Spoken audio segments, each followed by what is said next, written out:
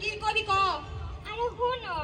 শহর থেকে দুইটা আফাই সঙ্গ বেড়ামে ওরা নাকি বলে মা ও শিশুদের সেবা দেয় ন থাকতে দেখি সি সি সি সি তগদি একবারে লজ্জা শরম নাই আমাগো সময় পয় মুলহান হয়ে গেছে মানুষ কই বাড়ি পারে নাই তোরা দিয়ে ডোল পিড়াবার যাস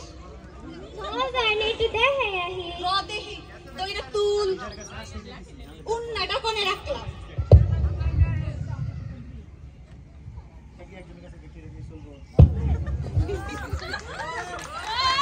আপা আইনু হ্যাঁ আসে বুঝতে পারেন বয় বয় আফা আপনারা বলে কি মা ও শিশুকে সেবা টেবা দেন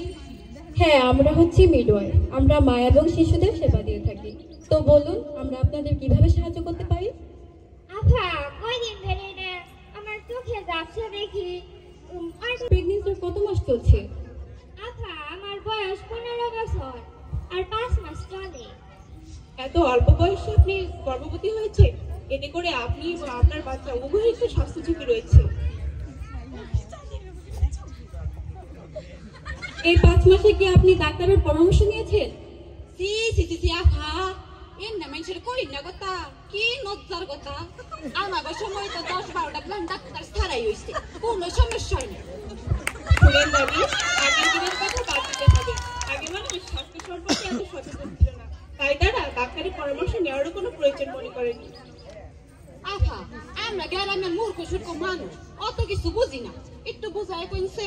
আপনাদের প্রথমত অবশ্যই ডাক্তারের পরামর্শ নিতে হবে তাছাড়াও একজন গর্ভবতী মহিলার অন্তত 4 বার ডাক্তারের পরামর্শ নেওয়া উচিত প্রথমত 16 সপ্তাহে দ্বিতীয়ত হচ্ছে 24 থেকে 28 সপ্তাহে তৃতীয়ত হচ্ছে 32 সপ্তাহে চতুর্থ বা সর্বশেষ হচ্ছে 36 সপ্তাহে এই 4 বার অন্তত ডাক্তারের পরামর্শ অবশ্যই নেওয়া উচিত আফা আমরা কালকে ডাক্তারের কাছে যাব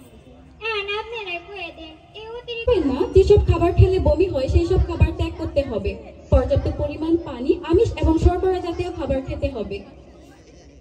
আর চোখে ঝাপসা দেখা থেকে রক্ষা পেতে আপনাকে অবশ্যই পর্যাপ্ত পরিমাণে ঘুমাতে হবে চোখে ড্রপ ব্যবহার করতে পারেন চোখে বিশ্রাম দিতে পারেন তাছাড়া মাতৃত্বকালীন অবস্থায় দুটি কারণে চোখে ঝাপসা দেখা যায় একটা হচ্ছে প্রিএক্লাম্পসিয়া আর মাতৃত্বকালীন ডায়াবেটিস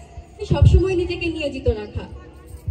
অসচেতনতার কারণে আজ অনেক অংশে মা এবং শিশু মৃত্যুর হার বেড়ে চলেছে তাই আমাদের উচিত প্রত্যেকটি গর্ভবতী মা এবং তাদের পরিবারের সদস্যদের স্বাস্থ্য সম্পর্কে নিশ্চিত করা আমাদের সমাজে এখন অনেক রকমের কুসংস্কার রয়ে গেছে আমাদের উচিত এই ধরনের কুসংস্কার থেকে বেরিয়ে আসা অল্প বয়সে বিয়ে হওয়ার কারণে দেখা গেছে অনেক মেয়েরা স্বাস্থ্য ঝুঁকিতে ভোগে এবং মৃত্যুর সংখ্যা বেড়ে যায় তাই আপনাদের কাছে আমাদের একটাই অনুরোধ বাল্য বিবাহ রোধ করুন ধন্যবাদ